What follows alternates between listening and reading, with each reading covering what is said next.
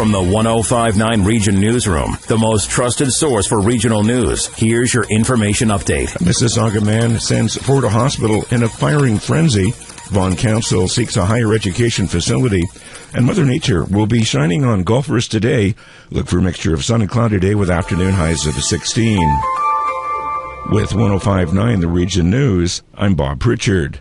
Police have identified the man accused of stabbing four employees at a North York office building, saying he was in the process of being fired when he attacked his superiors. Police say that Chong Ray Lee, 47, from Mississauga, is now facing 3 counts of attempted murder, 4 counts of aggravated assault, and 4 counts of assault with a weapon. A man and a woman in their 30s were rushed to hospital with life-threatening injuries and remain in critical condition. 2 other men were also injured in the attack.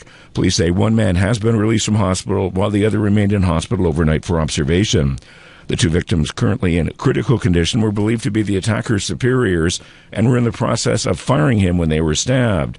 Police say the 2 victims with less serious injuries allegedly tried to subdue the suspect during the attack. Paul Kenyon, the man charged with the murder of Marion Deacon, took to a Newmarket witness stand yesterday to tell his version of events. The 47-year-old said he had a rocky relationship with his then-girlfriend, was hooked on crack, and lied to cover up that habit, but insisted that he didn't kill her. Mrs. Deacon, a 46-year-old Witchard Stouffville mother of 3, died in March of 2010 from blunt force trauma to the head and face.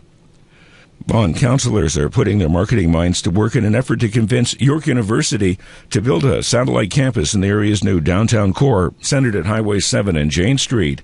And although the city is facing stiff competition from some of the neighboring municipalities, council says they're pulling out all the stops to ensure Vaughan has a good chance of landing in the top of the class. If the new campus were to be built at the Vaughan Metropolitan Centre, it would capitalize on a substantial transit hub, including the Spadina subway extension and the Viva Rapid Transit bus line, which would provide a direct link to York University's main campus, a few kilometers south at Keele Street and Steeles Avenue. For the first time in their history, the Luminato Festival has partnered with an arts organization and will be headed north to Vaughan.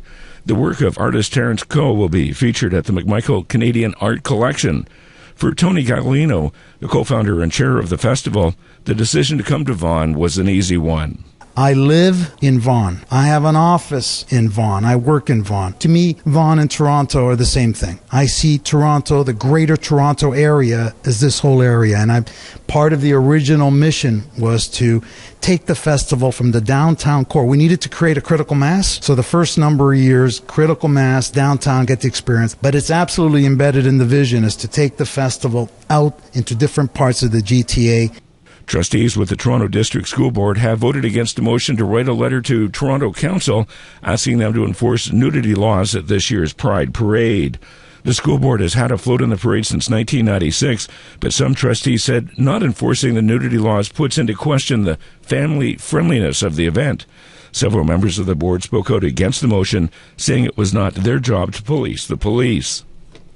With our first taste of summer temperatures in the forecast for today, golfers everywhere are looking forward to getting into the swing of the season. As harsh as the winter conditions actually were, in some ways it may have been kinder towards the golf course industry than you would expect. Generally, Easter weekend marks the target opening date, but most courses in the area are reporting that snow still covers parts of the fairways, and frost has yet to come out of the ground locally. However, the winter blanket kept an even covering over the grounds, protecting the surface. That said, this year the early birdie on the block may be feathered, while duffers watch for the final thaw. Reporting, I'm Bob Pritchard. Coming up, we'll be having a look at weather at 1059 The Region.